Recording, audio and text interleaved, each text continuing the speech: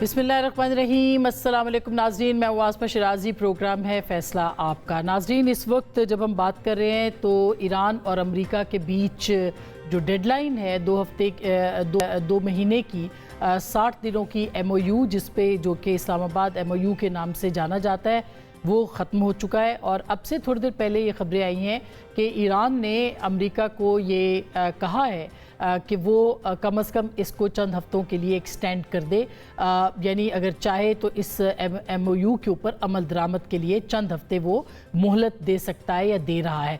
क्या अमेरिका जो है, दूसरी जानिब प्रेसिडेंट ट्रंप जो है वो इसके ऊपर काफ़ी रद्द-ए-अमल दे चुके हैं। आज भी उन्होंने धमकियाँ दी हैं ईरान को और ये कहा है कि ईरान को मुआशी तौर पर जो है वो ख़त्म किया जाएगा।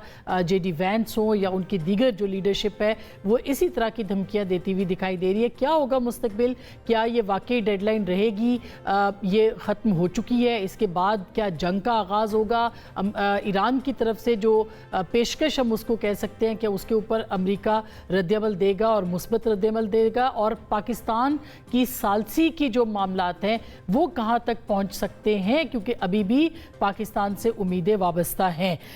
इसके हवाले से बात करेंगे। मक्का मुआहदे के ऊपर भी आज प्रेसिडेंट ट्रंप ने इसको खुशाइंद करार दिया और अहम कदम करार दिया है। मक्का मुआहदे के हवाले से या उसके बाद से जो खलीजी ममालिक हैं उनके हवाले से जो वेस्टर्न मीडिया है वो मुसलसल और तसलसल के साथ ये लिख रहा है कि उनका एतमाद ख़त्म हो गया है अमेरिका के ऊपर, जब जो कि दिफाई एतबार से या उनके तहफ़्फ़ुज़ के एतबार से जो सिक्योरिटी प्रोवाइडर के तौर पर अमेरिका का किरदार था, उस पर खलीजी रियासतों का जो एक एतमाद है वो ख़त्म हो चुका है। क्या होगा ये मामला, और मक्का मुआहदे की जो अभी उसको खुशाइंद करार दिया है प्रेसिडेंट ट्रंप ने, इसकी क्या अहमियत है? इसके ऊपर प्रोग्राम के पहले हिस्से में बात करेंगे। हमारे साथ मौजूद है एजाज चौधरी साहब, किसके मोहताज नहीं है, और जनाब खालिद चिश्ती साहब हमारे साथ होंगे, कमोडोर रिटायर्ड, दिफाई एतबार से, उनसे भी बात करेंगे। हमारे साथ प्रोग्राम के अगले हिस्से में नए सूबों की जो बहस है उसके ऊपर हमारा एक बहुत मुअज़्ज़ज़ पैनल मौजूद होगा। हैदराबाद से रिजवी साहब होंगे, मिफ्ता इस्माइल साहब और कमर ज़मान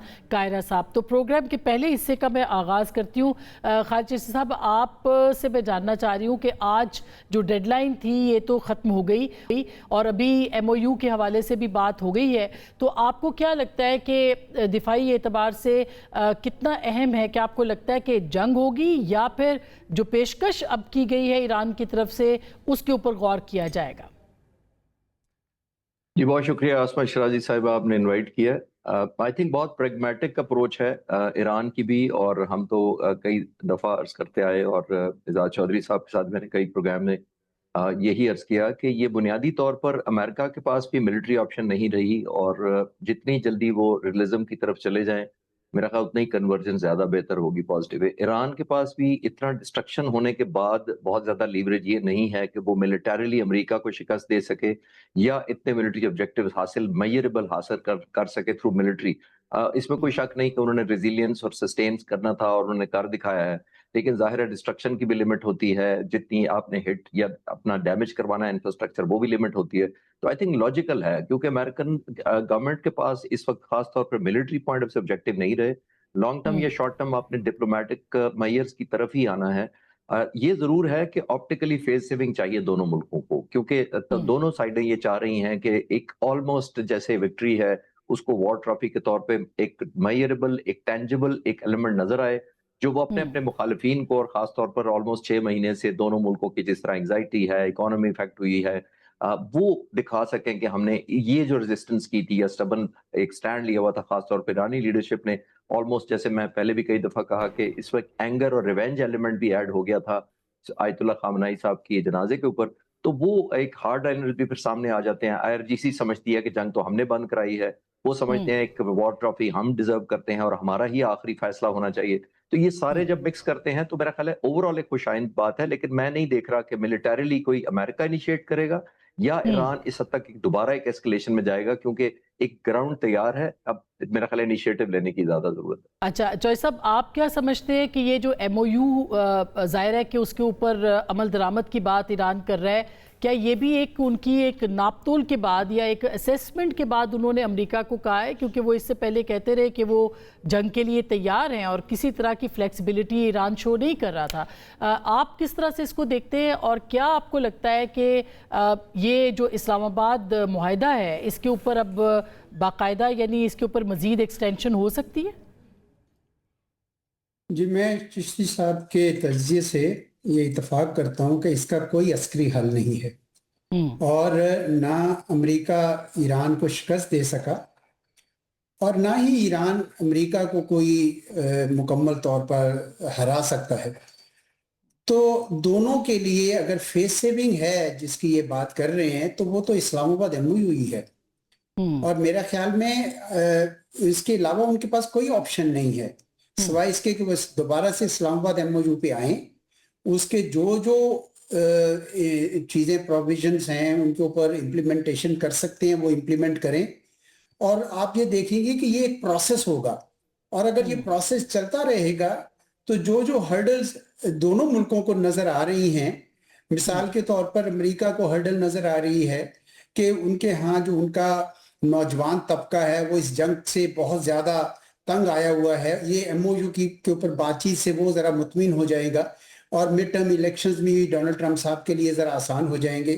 ایران کے لیے بھی، کیونکہ اگر یہ ایسا ہوتا ہے تو آپ دیکھیں گے کہ وہ جو سینکشنز ہیں ایران کے اوپر اس خصوصاً تیل بیچنے کی وہ امریکہ ہٹا لے گا تو ایران کو بھی بہت سارے اس کے فوائد ملیں گے اور ان کے ہاں جو اپنی اقتصادی حالات ہیں وہ خراب ہوں گے. اچھا، دنیا کے لیے بھی اچھا ہے کیونکہ یہ تو ٹھیک نہیں ہے کہ اس اسٹریٹ آف ہرمز سے جہاں 70-80 جہاز گزرا کرتے تھے اس وقت 5-10 جہاز گزر رہے ہیں.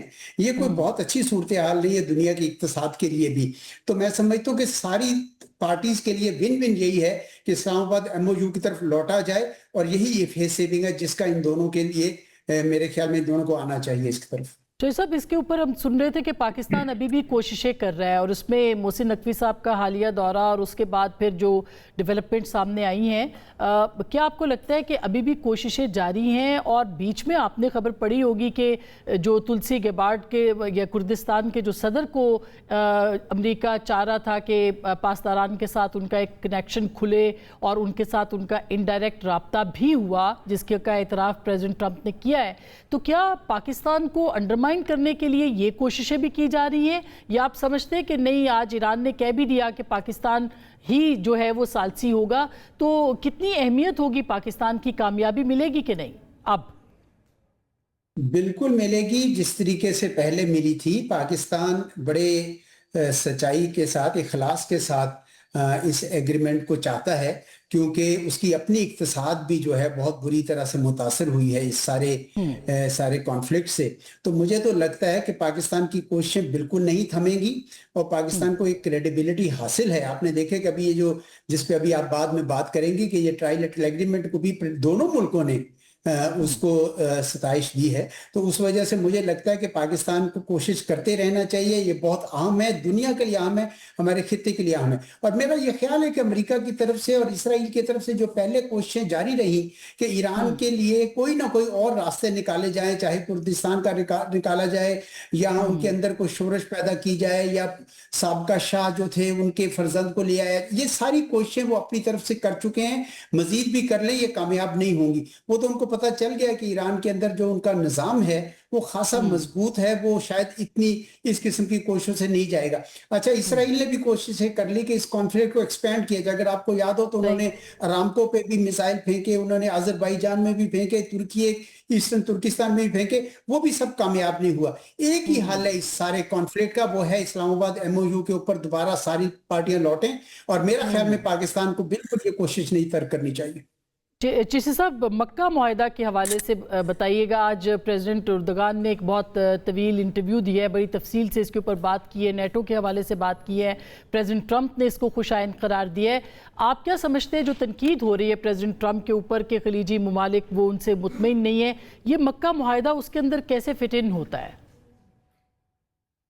دیکھیے آسمہ صاحبہ، یہ مکہ معاہدہ تو ایک نیچرل کنورجنس ہے. اس میں کوئی ان یوزول بات اس لیے نہیں ہے کہ پہلی بات تو یہ تینوں ملک اپنی اپنی اسٹرینتھ لے کر آ رہے ہیں معاہدے کے اندر. नेटो से लोग कंपेयर करते हैं तो मैं थोड़ा सा डिसएग्री करता हूँ कि जब नेटो आया था यहाँ इस एरिया में, खासतौर पर यूरोप में, तो नेटो उस वक्त आया था जब वर्ल्ड वॉर खत्म हुई थी, अमेरिका बहुत स्ट्रांग था, ज्योग्राफिकली दूर था, मिलिट्री और इंडस्ट्री इंटैक्ट थी और इकोनॉमी बहुत अच्छी थी अमेरिका की उस वक्त। बाकी तमाम मुल्क या डिफीटेड थे या जंग से निढाल थे। एक वैक्यूम क्रिएट हुआ था, एक सेंस ऑफ इनसिक्योरिटी था इन मुल्कों को। तो अमेरिका एक अम्ब्रेला लेकर आया कि मैं हूँ, मेरी ताकत भी है, मेरी मिलिट्री है, मेरी इकोनॉमी भी है। तो वहां एक एलिमेंट ऑफ ऑब्लिगेशन नजर आता था आपको। अभी यहाँ पे थोड़ा सा डिफरेंट है। एक तो ये 3 मुल्क कन्वर्जेंस लेकर आए हैं। यहाँ पे एक और एलिमेंट, एक वैक्यूम क्रिएट हुआ है अमेरिका के उन 18-19 अड्डे जो उस तरह दिफा नहीं कर सके जो तवक्कुआत कर रहे थे मिडल ईस्ट के मुताबिक। पहला ट्रस्ट डेफिसिट यहाँ पे हुआ है, तो इन्फ्लुएंस कॉम्प्रोमाइज हुआ। फिर एक और जगह ट्रस्ट डेफिसिट हुआ था 2019 में, मैं आपके व्यूअर्स को रिफ्रेश करता चलूं, जब ईरान ने सऊदी अरब पर एक हमला किया था तो अमेरिका ने ना रिस्पॉन्ड किया था, ना रिटेलिएट किया था, ना डिफेंड किया था 2019 में। 2025 में कतर पर हमला हुआ था, चाहे वो सिंबॉलिक था लेकिन अमेरिका ने डिफेंड भी नहीं किया था, हालांकि उनका सबसे बड़ा बेस था वहां पे। ये बड़ा इंपॉर्टेंट है। फिर हम अगर ग्लोबली रिलेट कर पाए, इसी मुआहदे को मैं इनडायरेक्टली लिंक करूं, तो यूक्रेन का जो मामला है उस पे देखिए अमेरिका ने बहुत ज्यादा सपोर्ट नहीं किया यूक्रेन को, खास तौर पर जब से ये जंग शुरू हुई है। यूक्रेन को F-16 दिए गए हैं बहुत डिमांड के प्रेशर के बाद, इस कॉन्फ्लिक्ट के जब से वो रूस से लड़ रहे हैं तकरीबन 2.5 साल बाद। और हैरानकुन बात यह है कि जो 39 F-16 दिए गए, एक भी अमेरिकन F-16 नहीं है जहां का ये जहाज बना हुआ है। अमेरिका ने दूसरे मुल्कों से लेकर कहा, उनको कहा कंट्रीब्यूट करें, एक फ्लीट बना दें यूक्रेन को। उसके बाद आ जाते हैं फास्ट फॉरवर्ड, चंद दिन पहले कीव पे जो कैपिटल है यूक्रेन का, बहुत बड़ा रूस ने हमला किया था, मिसाइल, एक भी मिसाइल इंटरसेप्ट नहीं हो सका था। मैं उसको स्टडी कर रहा था, जिसका मतलब ये है कि उनके पास पैट्रियट और दूसरे मिसाइल ही नहीं है। ये ट्रस्ट डेफिसिट अरब लोग देख रहे हैं कि अमेरिका ने उस मुल्क को भी छोड़ दिया जिसको रूस के आगे आपने डाला और जाहिर है कहा कि लड़ो। फिर कोरिया के वेपन्स उठा लिए गए, उनका ये डिले कर दिए गए। तो ये बहुत लॉन्ग हिस्ट्री हो जाएगी। लेकिन ये मैं कहना ये चाह रहा हूं कि मैं ख्वाहिशमंद भी होऊंगा और दुआगो भी होऊंगा कि लॉन्ग टर्म में ईरान को भी आना चाहिए। अभी शायद हम ना तवक्को करें, लेकिन ईरान का मैं डे वन से कह रहा हूं कि लॉजिकली तो ईरान की बात को सपोर्ट करता है ये एग्रीमेंट, कि ईरान ने पहली ख्वाहिश कहा था कि यहाँ से एक्स्ट्रा रीजनल फोर्सेज और खासतौर पर अमेरिका निकल जाए। तो ये निकालने का तरीका जो वैक्यूम क्रिएट होगा वो कौन क्रिएट करे, वो कौन फिलअप करेगा? वो तो इस्लामी मुल्क खुद कर रहे हैं, कोई बाहर का तो नहीं कर रहा। तो बिल्कुल सही बात। चॉइस साहब, आपको क्या लगता है कि ये ठीक, चॉइस साहब आपको भी लगता है कि ये जो मक्का मुआहदा है इसको प्रेसिडेंट ट्रंप ने कबूल इसलिए किया है कि ये वो चाहते हैं कि रीजनल सिक्योरिटी हो, या इसकी वजूहात कुछ और भी हो सकती है? नहीं, बिल्कुल। वो देखिए, उनका जो बुनियादी कॉन्सेप्ट चल रहा था बड़ी देर से कि ये दूर बांध की जितनी जंगें हैं इनसे हटना चाहिए, तो इसराइल के वर्गलाने पर ये आ गए इसके अंदर। तो मुझे लगता है कि वो पॉलिसी चलती रहेगी। बल्कि किसी ने मुझसे पूछा कि ये क्या डोनाल्ड ट्रंप के जाने के बाद ये जो पॉलिसी है ये कंटिन्यू करेगी कि ये जो यहाँ से विथड्रॉ कर रहे हैं या रिट्रीट करना चाहते हैं? मेरा ख्याल है चलती रहेगी। जो बाइडेन साहब और डोनाल्ड ट्रंप की जब कैंपेन चल रही थी तो दोनों ये कह रहे थे कि हम इस किस्म की दूर बांध की जंगों से निकलना चाहते। तो मुझे तो लगता है कि डोनाल्ड ट्रंप साहब जो हैं उन्होंने बिल्कुल सही कदम उठाया है कि ये बर्डन शेयरिंग हुई है। रीजनल कंट्रीज आए, बर्डन शेयर करें। जिस तरीके से ट्रांस अटलांटिक अलायंस के बारे में उन्होंने कहा था कि यूरोपियन अपनी सिक्योरिटी को खुद संभालें, ईस्ट एशिया में भी उनको कह रहे कि जापान को कि आप अपनी सिक्योरिटी को खुद संभालें। तो इसलिए मुझे कोई शक नहीं है कि अमेरिका इस मामले में कोई मसाइल नहीं। दूसरा ये कि ये जो मुआहदा है इसके 2 स्तून हैं, वो बड़े अहम हैं। एक कलेक्टिव सिक्योरिटी का है, जिसका मतलब ये है कि ये आप सिर्फ किसी और के खिलाफ नहीं है, बल्कि आप ये कह रहे हैं कि आप इसमें अगर कल को कोई और भी शामिल होना चाहता है तो वो हो जाए। और बिल्कुल मैं सही ये कहा चिश्ती साहब ने कि ईरान को होना चाहिए। बल्कि मैंने भी कल जो डॉन में अपना आर्टिकल लिखा उसके अंदर मैंने ये लिखा है कि ईरान को यकीनन इसमें वक्त के साथ, जब अमेरिका यहाँ से विथड्रॉ कर जाएगा उसमें अभी वैसे वक्त लगेगा। दूसरा इसका स्तून जो है वो कलेक्टिव डिटेरेंस का है, जिसका मतलब है कि कोई भी एग्रेशन अगर करता है तो फिर उसके खिलाफ ये तीनों मुल्क जो है मुत्तहिद होंगे। अब इसमें एक रिस्क है। रिस्क ये है कि ये हो सकता है कि किस्म का एक और मुआहिदा इंडिया, इसराइल और यूएई करना चाहे। ये हो सकता है, मुमकिन है। लेकिन मुझे लगता है कि शायद वो ये ना करें। इसकी वजह ये कि जी इसकी जो बुनियाद है वो कलेक्टिव सिक्योरिटी के ऊपर है। इसलिए मुझे नहीं लगता कि वो की हमाकत करेंगे। खुसूसन इस यूनाइटेड अरब एमिरेट्स को ऐसा नहीं करना चाहिए। तो मुझे तो हर लिहाज से ये विन आ रही है। जी बहुत शुक्रिया sir, thank you so much Chishti साहब, बहुत शुक्रिया चौधरी साहब आपका भी। एक से ब्रेक लेंगे, ब्रेक के बाद जनाब हैदर अब्बास रिजवी साहब हमारे साथ होंगे, मिफ्ता इस्माइल साहब हमारे साथ होंगे और कमर ज़मान कायरा साहब होंगे। ब्रेक के बाद वापस आते हैं, नए सूबों के हवाले से बात होगी, हमारे साथ रहिएगा।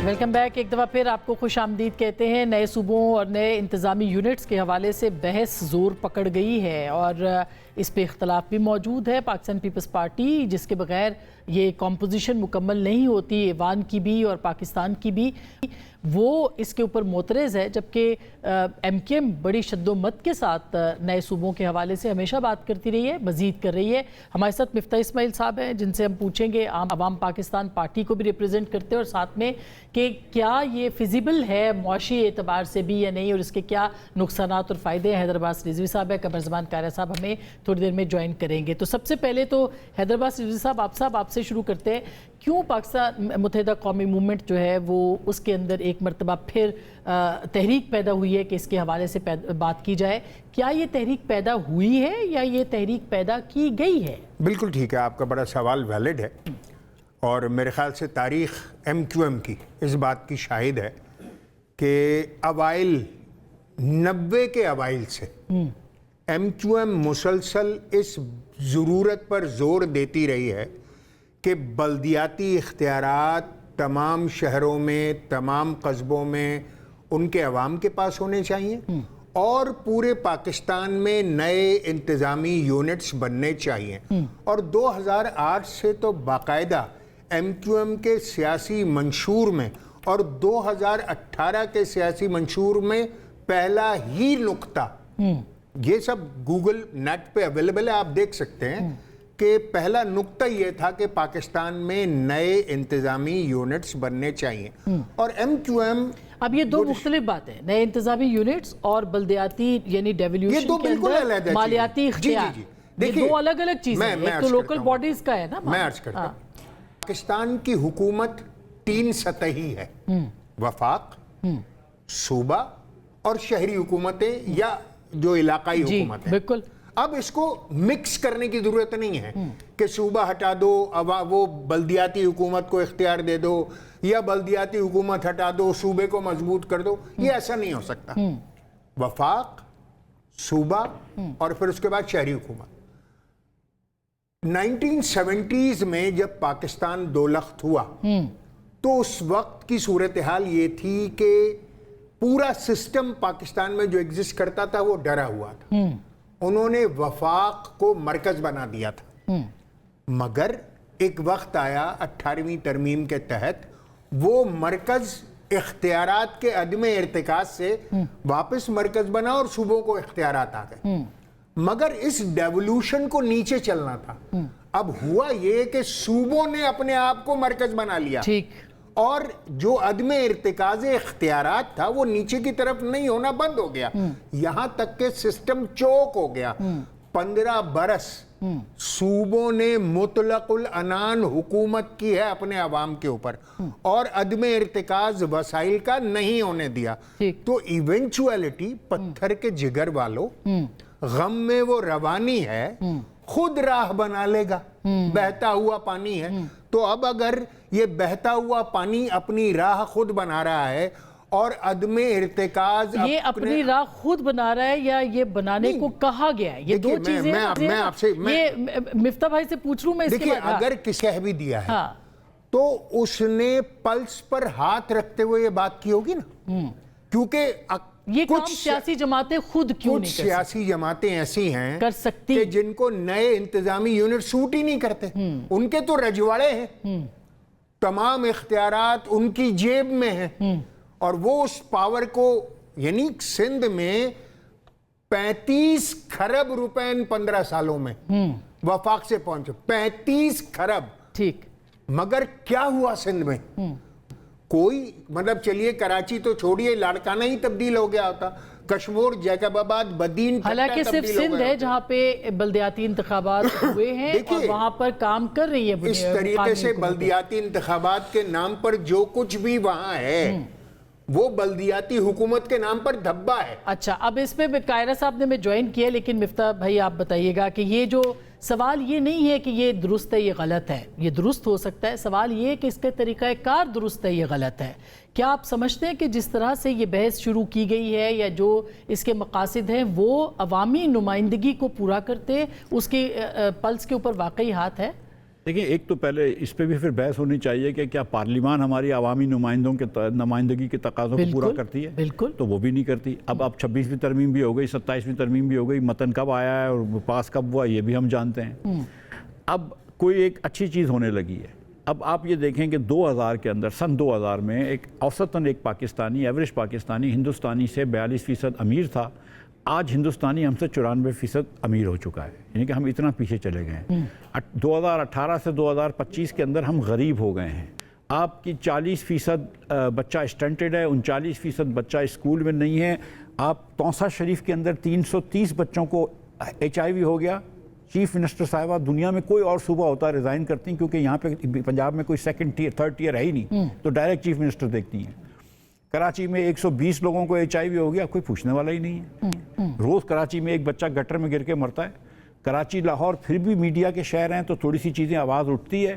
آپ یہ دیکھ لیجئے، مجھے شیون شریف کے اندر ایک، جہاں سے چیف منسٹر سندھ کا آیا، مجھے ایک پارک دکھا دیجئے، مجھے لڑکانہ میں ایک فٹ پاتھ دکھا دیجئے، مجھے نواب شاہ تو کیا نئے انتظامی یونٹ بننے سے سارے مسائل حل ہو جائیں گے پورے پاکستان نہ کے؟ غربت کم ہوگی جو بڑھ رہی ہے. 18ویں ترمیم کے بعد بھی یہی سنا تھا نا ہم نے. 18ویں ترمیم کے بعد تو 18ویں ترمیم اور NFC کے بعد تو یہ بگاڑا نکلا ہے. یہ اس لیے نکلا ہے کہ آپ نے ہم سے زیادہ ٹیکسز لے لیے، پچھلے 4 سالوں میں ٹیکس ڈبل کرے، اور حکومت سروسز تو کچھ دیتا نہیں ہے. یہ جو پائپ لائن شروع ہوتی ہے کہ جدھر ہم ٹیکس دیتے ہیں وفاق کو، وہ اپنا 40% رکھ کے دیتے ہیں 60% کے اوپر صوبے کے چیف منسٹروں نے ہائیڈرنٹ بٹھا دیے ہیں. انہوں نے جا کے کچھ آگے پیسہ نہیں دینا ہے، نہ لوکل گورنمنٹس کو دینا ہے، نہ لوکل لوگوں کو دینا ہے. آپ کا مقصد تو یہ تھا نا کہ آخر تک نیچے تک پیسہ آئے گا، کہ حکومت کی اسکولیں بہتر ہوں گی. تو آج 50% سے زیادہ ہمارا سسٹم کا قصور، یعنی سسٹم کو فیل اسی کو تو کہتے ہیں. تو فیل کیا گیا نا اس کو، جب آپ سیاسی جماعتوں کو کہیں یا جس نے بھی کیا اس کو کیا تو صحیح نا. سب اس میں شامل ہیں. اور آپ دیکھیں کہ یہ اسٹرکچر ہمارا گورننس کا ایسا ہو گیا ہے. آپ سوچیں کہ پنجاب اگر ایک ملک ہوتا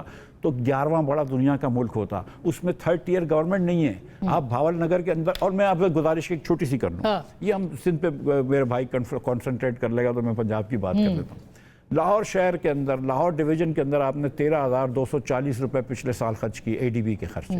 لیا پہ آپ نے 460 روپے خرچ کیے. 2900% آپ نے لاہور میں زیادہ خرچ کیا، جو زیادہ پیسے والا شہر ہے. تو آپ، اب ہم جو کہہ رہے ہیں، جو اس کو میں ایڈمنسٹریٹو یونٹ سمجھتا ہوں، کہ آپ لوکل گورنمنٹ ہی اگر بنا لیں، چلو اگر آپ کو کنسنسس نہیں ہو رہا، لیکن آپ ان کو ڈائریکٹ فنڈنگ کریں، اور چیف منسٹر کے پاس کوئی حق نہیں ہونا چاہیے کہ اس کو ہٹا سکے، نہ اس کے پاس کوئی حق ہونا چاہیے کہ اس کا پاور کم کر سکے. اچھا، اب یہ قاہرہ صاحب، پیپلز پارٹی ایک بہت بڑی آواز تھی کہ 18ویں ترمیم کے بعد، اور کی بھی پیپلز پارٹی نے اور PMNL نے مل کے کی، اختیارات بھی صوبوں کو دیے، لیکن کہا جا رہا ہے کہ اس کے کوئی ثمرات جو ہے وہ عوام تک نہیں پہنچے. تو اب آپ لوگ اس کی مخالفت کر رہے ہیں کہ تقسیم نہیں ہونی چاہیے، خاص کر کے سندھ میں آپ کی حکومت ہے، وہاں پہ گورننس کے ایشوز ہیں، اور وہیں پہ کہا جا رہا ہے کہ وہاں پہ تقسیم نہیں ہونی چاہیے صوبے کی. دیکھیے آسما، اس معاملے کو ذرا تھوڑا سا کھول کے دیکھیے. ڈیبیٹ یہ چھڑی ہے کہ ملک میں گورننس فیل ہو گئی ہے، لہٰذا اس گورننس کو امپروو کرنے کا فارمولہ یہ ہے کہ نئے صوبے بنائے جائیں اور یونٹ چھوٹے کیے جائیں، کیونکہ بڑے صوبوں کی وجہ سے مسائل ہیں. تو اس سے ایک پہلو تو یہ نکلا کہ وفاقی حکومت کے اوپر تو کوئی اعتراض نہیں ہے، وہ بہت اچھی چل رہی ہے، اس کے ساری وزارتیں ٹھیک ہیں، اس کی پالیسیز ٹھیک ہیں، خارجہ پالیسی ٹھیک ہے، داخلہ پالیسی ٹھیک ہے، ٹیکسیشن ٹھیک ہے، کیونکہ یہ فیڈرل گورنمنٹ پہ تو کوئی سوال ہی نہیں ہے، وہاں گورننس کا ایشو نہیں ہے. گورننس کا ایشو آ گیا ہے صوبوں میں، اور صوبوں کا علاج یہ ہے گورننس کے فیلئر کا کہ ہم چھوٹے صوبے بنا دیں. تو اس سے کیا ہوگا؟ چھوٹے صوبوں سے یہ ہوگا کہ جو وسائل ہیں وہ عوام تک جائیں گے، نیچے تک رسائی ہو جائے گی، اور حکمران جو ہے وہ عوام کے قریب ہوں گے، لہٰذا ہمارے مسائل جو ہے وہ بہتر طریقے سے حل ہو پائیں گے. تو سوال یہ ہے کہ آپ نے اگر چھوٹے صوبے بنا, پنجاب کے آپ نے 5 صوبے بھی کر دیے تو پھر بھی یہ 3-3 کروڑ کے ہوں گے تقریباً, یا 2.5 کروڑ کے ہوں گے تقریباً. تو 2.5 کروڑ کا آپ کا بلوچستان جو ہے 1.25 کروڑ کا ہے, خیبر پختونخوا جو ہے وہ 2.5-3 کروڑ کا ہے. تو کیا چھوٹے کریں گے آپ؟ اچھا چلو آپ نے کر لیا. تو پہلی بات پھر وہی میں کہوں گا کہ اصل مسئلہ وہ ہے. دوسرا یہ ہے کہ ہم کوئی مخالفت نہیں کر رہے, ہم کہہ رہے ہیں آئین کے اندر رہتے ہوئے جو کام کر سکتے ہیں کر لیں. آپ آئینی طریقے سے چلیں, پیپلز پارٹی کو قبول ہو یا نہ ہو, اگر آئینی تقاضے پورے ہوتے ہیں تو وہ کام تو ہوگا. تو آئین تو کہتا ہے کہ صوبے کی جو نہیں, ایک بات تو یہ کہ پیپلز پارٹی چاہتی ہے کہ پنجاب کے اندر سرائیکی صوبہ بن جائے مگر سندھ کے اندر تقسیم نہ ہو. پارٹی نہیں چاہتی, پیپلز پارٹی نہیں چاہتی. پیپلز پارٹی نے یہ کہا کہ پنجاب اسمبلی میں آئینی تقاضا پورا کرتے ہوئے ایک دور میں ایک ریزولوشن ہوا تھا, لہٰذا اگر وہاں یہ ڈیمانڈ ہے تو بنا دیں. پیپلز پارٹی یہ کہہ رہی ہے. دوسری بات, ہم یہ کہہ رہے ہیں کہ اصل مسئلہ ہے کیا. مسئلہ یہ ہے کہ آپ کے آئین میں جو پہلی بات تو یہ ہے کہ آئین کے اندر رہتے ہوئے موجودہ سٹرکچر میں اس وقت ہمیں اتفاق رائے ہوتا نظر نہیں آتا کہ آپ صوبے بنا لیں. تو پھر کوئی آئینی ترمیم آ سکتی ہے کہ ریفرینڈم کا راہ بنایا جائے. ریفرینڈم صرف ان چیزوں پہ ہو سکتا ہے. پہلی بات تو یہ ہے کہ ریفرینڈم آئین میں ختم ہو چکا, 18ویں ترمیم میں ختم کر دیا گیا تھا. دوسری بات یہ ہے کہ ریفرینڈم صرف ان چیزوں پہ ہو سکتا ہے جس کا حل آئین نہ دیتا ہو. جس کا حل آئین دیتا ہے اس پہ ریفرینڈم نہیں ہو سکتا. لیکن میں آپ کو اور بات کرنا چاہتا ہوں جو زیادہ اہم ہے, اور وہ یہ ہے کہ آئین آپ کے ملک کے اندر 3 tiers گورنمنٹ دیتا ہے. فرسٹ ٹیئر فیڈرل گورنمنٹ ہے, دوسرا ٹیئر لوکل پروونشل گورنمنٹ ہے, تیسرا ٹیئر لوکل گورنمنٹ. غلطی ہماری یہ ہے کہ ہم نے 18ویں ترمیم سے پہلے بھی تھا اور بعد میں بھی ہم نے یہ کر دیا کہ لوکل گورنمنٹ کو ہم نے صوبوں کے رحم و کرم پہ چھوڑ دیا. آپ کے ہاں فیڈرل گورنمنٹ کیا مثالی چل رہی ہے؟ آنسر از نو. کیا پروونشل گورنمنٹ مثالی چل رہی ہے, چلنے دی جا رہی ہے؟ نو. تو لوکل گورنمنٹ تو بناتے ہی نہیں ہے نا. اگر بناتے ہیں, میری جماعت ہو یا کوئی اور ہو, اول تو بناتے نہیں, بناتے ہیں تو ہم اس کو بااختیار نہیں کرتے. فرض کریں سندھ میں گورنمنٹ بنائی گئی لوکل گورنمنٹ, لیکن اختیار نہیں ہے. اچھا, پنجاب والے کہتے ہیں کہ جس طرح ایک آپ یہ کہہ رہے ہیں لوکل گورنمنٹ ہونی چاہیے لیکن نہیں. جی جی جی, میں اور کچھ کہنا چاہ رہا ہوں. میں یہ کہنا چاہ رہا ہوں کہ پنجاب کہتے ہیں کہ جی سندھ میں جو گورنمنٹ کا نظام لوکل گورنمنٹ کا ہے وہ تو بہت خراب ہے. تو بھائی آپ بہت اچھا نظام دے دیجئے نا. اس کا جواب یہ تو نہیں کہ دے ہی نا. سوال یہ ہے کہ آپ نے آئین کے اندر یہ درج کریں کہ جس طرح وفاقی اور صوبائی اسمبلیوں کے انتخاب اگر مدت پوری ہوگی تو اتنے ٹائم میں ہوں گے, اور اگر درمیان میں توڑ دی گئی یا ٹوٹ گئی تو اس کا انتخاب اتنے دنوں میں ہوگا.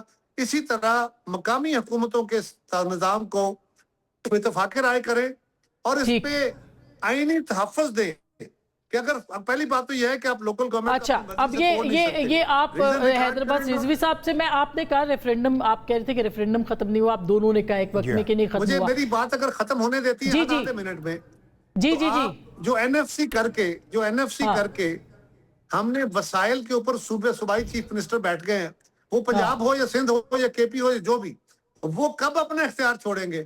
تو ہم کہتے ہیں کہ آپ ان کو پابند کریں کہ وہ پی ایف سی کریں, اختیار دیں, آئینی تحفظ دیں لوکل گورنمنٹ کو اور ان کو وسائل دیں.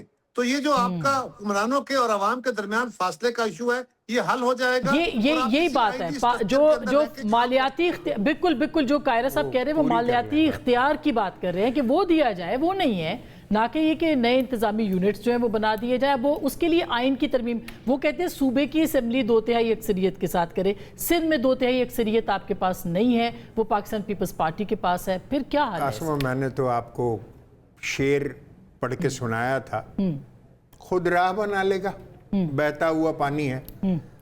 تو وہ تو آئینی ترمیم نہیں ترمیم, کوئی اور بات, 26ویں ترمیم, 27ویں ترمیم, 28ویں ترمیم, وہ ہم نے سب ہوتے دیکھی ہے. تو ہمیں اندازہ ہے کہ آئینی ترمیم بوقت ضرورت کیسے ہو جاتی ہے, کون کر دیتا ہے, کیا ہوتا ہے, اور سیاسی جماعتیں کیسے اس کو قبول کر کے دستخط کر دیتی ہیں. تو وہ ایک ارریلیونٹ بات ہے. اچھا, جہاں تک رہ گئی اس بات کہ آپ این ایف سی دے دیں صوبوں کو اور صوبوں پھر اس کو پی ایف سی دے دیں, تو قائرہ جیسے جو لوگ ہیں کہ جو بنیادی طور پر جمہوریت کو بڑا فوکس کرتے ہیں اور ہمیشہ ایک اصولی بات کرتے ہیں, ہونا تو یہی چاہیے تھا, جیسا کہ قمر زمان قائرہ صاحب نے فرمایا کہ آپ این ایف سی لے رہے تھے, این ایف سی کو آگے پاس آن کر دیتے, پی ایف سی میں شہروں کو دے دیتے, یہ بحث چھڑتی ہی نہ. مگر 15 سال سے میرے صوبے سندھ میں پیپلز پارٹی حکمران ہے, تو یہ بات کس سے کہی جائے کہ پی ایف سی کر دیں؟ کس سے کہی جائے؟ یہ تو آئینی ترمیم وہ کہہ رہے ہیں, یہ آئینی ترمیم موجود ہے, 18ویں ترمیم میں یہ بات ڈیسائیڈڈ اپون ہے.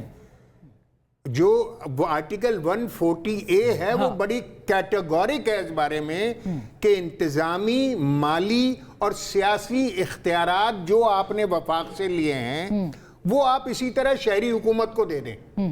مگر 15 سالوں میں ایسا ہوا نہیں.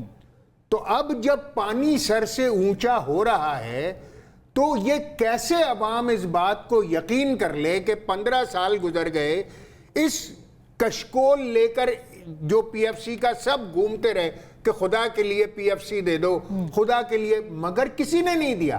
جو جہاں حکمران تھا اس نے مطلق العنان حکمرانی کی ہے اور کوئی پی ایف سی نہیں دیا ہے. تو اب کیسے مان لیا جائے کہ یہ پی ایف سی دے دیا جائے گا؟ اور اب 15 برس بعد یہ بات ہو رہی ہے. 18ویں ترمیم تو اس یقین کے ساتھ ہوئی تھی. ان سیاسی جماعتوں نے ناکام کر دیا 18ویں ترمیم کے منصوبے کو اور 18ویں ترمیم کی خواہش کو اور 18ویں ترمیم کے ان فارمولاز کو کہ جو عوام کی بہتری کے لیے انہی سیاسی جماعتوں نے کیے تھے.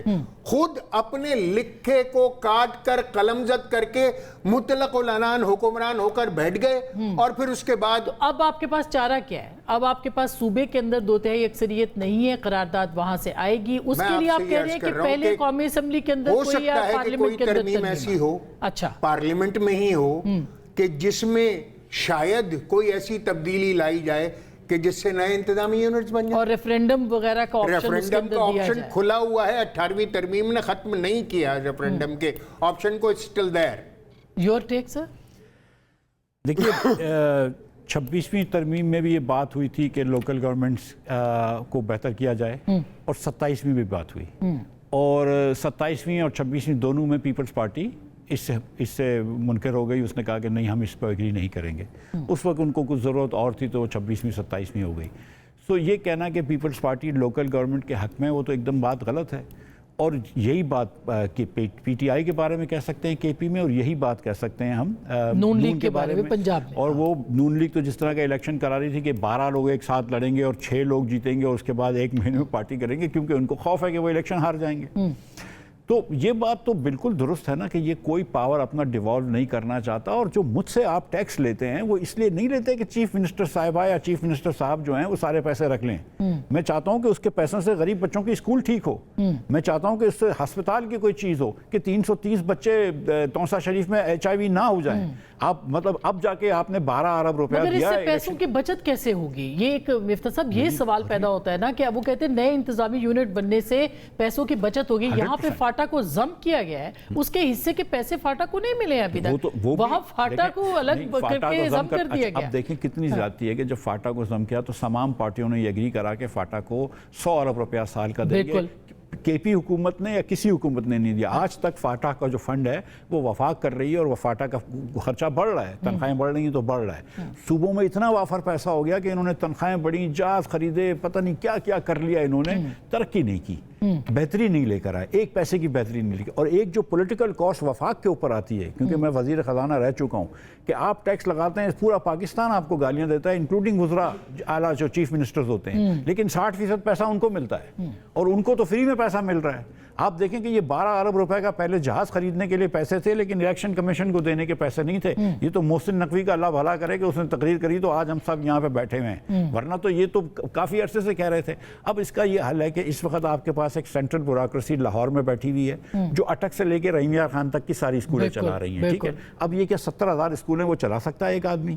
آپ کے پاس کراچی میں لوگ بیٹھے ہوئے ہیں, وہ فیصلہ کر رہے ہیں کہ دادو میں اسکول بنے گی یا دادو میں روڈ بنے گا. اس طرح دنیا میں ہوتا ہے. آپ کی جو سینٹرل بیوروکریسی بیوروکریسی ہے وہ کم ہو جائے گی. آپ دادو کے لوگوں کو فیصلہ کرنے دیں. لیکن وہاں پہ بھی تو پھر آفیسز بنانے پڑیں گے, وہاں پہ بھی تو اخراجات ہوں گے, پھر اس کے اخراجات کیسے ابھی مثال کے طور پہ ابھی مثال کے طور پہ کمشنر چلا رہے ہیں, ڈپٹی کمشنر ایڈیشنل کمشنر چلا رہے ہیں, جن کو آپ ڈالے خرید کے دیتے ہیں وغیرہ. اس کے بعد کمشنر نہیں ہوگا, وہ میئر ہوگا, جس کے پاس سارا پاور ہونا چاہیے, پولیس بھی ہونی چاہیے, بانی بھی ہونا چاہیے, کیونکہ آپ تو نہیں دے رہے. تو کچھ بہتری تو آئے گی نا. آپ کا جب 40% بچہ اسکول کے باہر ہونا تو یہ آرگیومنٹ بھی ہم کو نہیں کرنی چاہیے. مگر یہ تو نئے انتظامی یونٹس کے علاوہ بھی ہو سکتا ہے نا, یہ آرگیومنٹ بھی تو آ رہا ہے کہ یہ اگر آپ لوکل گورنمنٹ سے بنا لیں گے تو اس سے مسئلہ حل ہو سکتا ہے. دیکھیں میری بات سنیں, لوکل گورنمنٹ جس طرح بنی تھی پہلے مشرف صاحب کے زمانے میں, لوکل گورنمنٹ ٹھیک, ان تینوں حکومتوں نے کیا پارٹیوں نے پہلے آ کے انہوں نے وہ لوکل گورنمنٹ چھوڑا دی. تو لوکل گورنمنٹس اگر آپ بنا رہے ہیں تو میں ان کو انتظامی یونٹ لوکل گورنمنٹس کو کہہ رہا ہوں, میں صوبے اس کی بات نہیں کر رہا ہوں.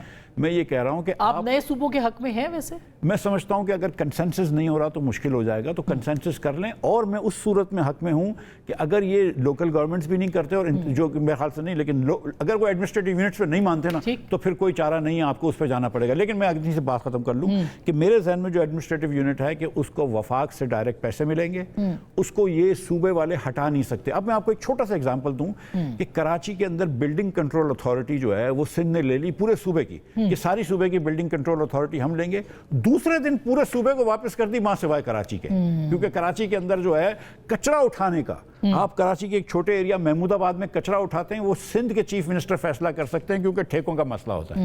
آپ پورے کراچی کو, جو کہ چیف منسٹر کا کام ہی نہیں ہے, یہ کہ مقامی لوگ کریں اس کو مینیج. 38% پاپولیشن کراچی ہے سندھ کی نا, 1% پانی نہیں دیتے. صحیح, 1% پانی نہیں دیتے. جب آپ نے پانی مانگا تو انہوں نے کہا وفاق سے جا کے لو, ہمارے پاس بالکل یہی ہے. اور سارے صوبوں کے اندر, نہ پنجاب میں الیکشن ہوئے, یہ اسلام آباد کے اندر محسن نقوی صاحب یہاں وزیر داخلہ ہیں, یہاں الیکشن نہیں ہوئے. پنجاب میں الیکشن کرانے کا ان کا وہ بھی نہیں ہے بیچاروں کا. بالکل حیدرآباد صاحب, میں صرف آپ کے سوال کا جواب دینا چاہ رہا تھا کہ آپ نے کہا کہ وسائل میں کیسے اضافہ ہوگا. دیکھیے, revenue generation through effective tax collection, کہ آپ کی ریونیو جنریٹ کرتا ہے ایفیکٹو ٹیکس کلیکشن. میں آپ کو مثال دیتا ہوں کہ income tax on services minus Karachi پورے سندھ میں کلیکٹ ہوا 2 بلین, 2 ارب روپے.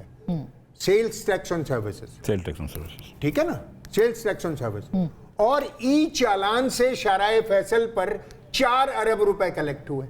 یعنی صرف شارع فیصل پر بیلٹ باندھ کے نہ چلانے اور ہیلمٹ نہ پہننے سے کراچی کے شہریوں نے جرمانہ دیا 4 ارب روپے. اور سیلز ٹیکس آن سروسز پورے سندھ سے مائنس کراچی کلیکٹ ہوا 2 ارب روپے. اس کا مطلب ہے کچھ کلیکٹ ہی نہیں ہو رہا. یا بالکل اسی طرح آپ دیکھ لیجئے کہ جو زرعی ٹیکس ہے, انکم ٹیکس آن ایگریکلچر ہے, صحیح, وہ 50 کروڑ روپے سالانہ جمع ہو رہا ہے. ٹھیک, اسی طرح پراپرٹی ٹیکس ہے, یا آپ یوں کہہ لیجئے کہ موٹر ویکل ٹیکس ہے, صرف کراچی سے ہی کلیکٹ ہو رہا ہے. اچھا, یہ اس کا مطلب یہ کہ قائرہ صاحب یہ کہا گیا ہے کہ اگر تو یہ تسلیم کیا گیا تو ٹھیک ہے, جو خبریں ہم سن رہے ہیں, نہیں ہوا تو پھر پیپلز پارٹی کیا کوئی بھی سیاسی جماعت اگر اس کے بیچ میں آئے گی تو پھر اس کا مستقبل نہیں ہوگا. تو کیا کہیں گے, پیپلز پارٹی کے پاس کیا ہوگا آپشن؟ اصل میں پہلی بات تو یہ ہے کہ سیلز ٹیکس آن سروسز, جہاں سب سے زیادہ سروسز ہوں گی وہیں زیادہ کلیکٹ ہوگا. جہاں تک موٹر ویکل ٹیکس ہے وہ پورے سندھ سے اکٹھا ہوتا ہے, صرف کراچی میں نہیں. اور کراچی میں کیونکہ زیادہ گاڑیاں ہیں, زیادہ کنسنٹریشن ہے, پھر حیدرآباد میں ہے, پھر باقی جگہوں پہ, تو وہ اس کی اور وجوہات ہیں, وہ اس وقت آج اس کا موضوع نہیں ہے, لہذا میں اس پہ نہیں جاتا. بٹ ایک بات, اگر تو آئین سے بیونڈ جا کے کسی نے کچھ کرنے کا خواب ہے تو اس کو تو میں نہیں کچھ کہہ سکتا, اس پہ تو میں کسی کو روک نہیں سکتا. اس کے نتائج بھی بہت سارے ہوتے ہیں, وہ پہلے بھی بھگتے ہیں, اب بھی بھگتے رہیں گے. لیکن میں تو یہ کہہ رہا ہوں کہ آئینی ڈھانچے کے اندر رہتے ہوئے اگر اس مسئلے کا حل نکل سکتا ہے. اگر 15 سال کسی نے نہیں کیا تو میں آپ سے ایک یہ بھی کر دوں کہ ریفرینڈم کا قانون ختم ہو چکا, میں آپ کو تسلی سے کہہ رہا ہوں. اور دوسری بات, جب یہ تھا تب بھی ریفرینڈم ان ایشوز پہ ہو سکتا تھا جن ایشوز کو آئین ایڈریس نہیں کرتا. صوبے بنانے کا ایشو آئین میں ایلیبوریٹڈلی موجود ہے, لہذا اس پر ریفرینڈم نہیں ہو سکتا. ہاں, کرانے والے تو دھکے سے کرا لیں.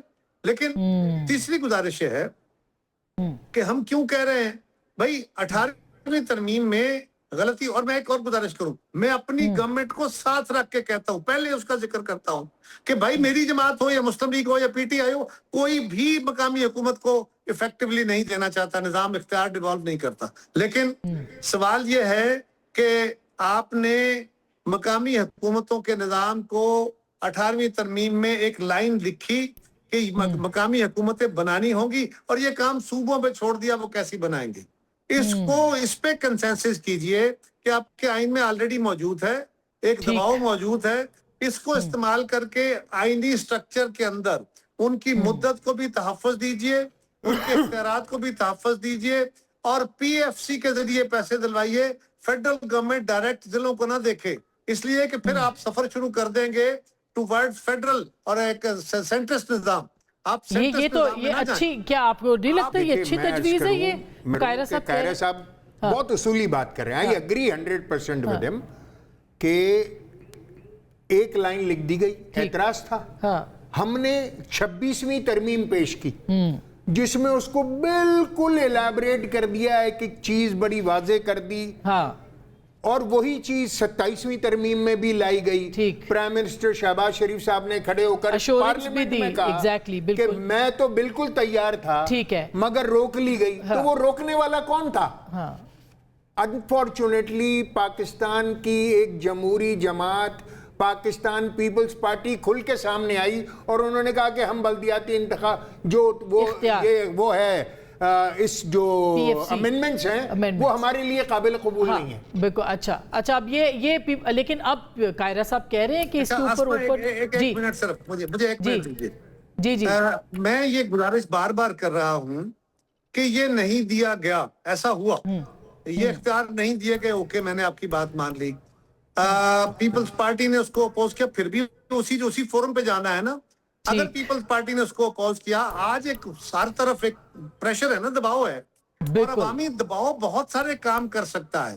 تو جو آپ آسانی سے کر سکتے ہیں وہ یہ ہے کہ آئینی سٹرکچر کے اندر رہتے ہوئے آپ مقامی حکومتوں کے نظام کو پروٹیکٹ کر دیجئے. بالکل, یہ ممکن ہے. اس کا مطلب ہے کہ اس کا مطلب ہے کہ سیاسی جماعتیں اس بحث کو سن رہی ہیں, اس بحث کو آگے بڑھا رہی ہیں, اس کے اوپر عمل درآمد کرتی ہیں, لیکن اتفاق رائے کے بغیر اور عوامی نمائندگی اور ان کی شمولیت کے بغیر جو ہے وہ کوئی چیز نہ کرنی چاہیے, نہ ہو سکتی ہے. البتہ بحث ضروری ہے اور اس معاملے کے اوپر بحث ہوتی رہے گی. گفتگو آپ نے سنی, فیصلہ آپ کا.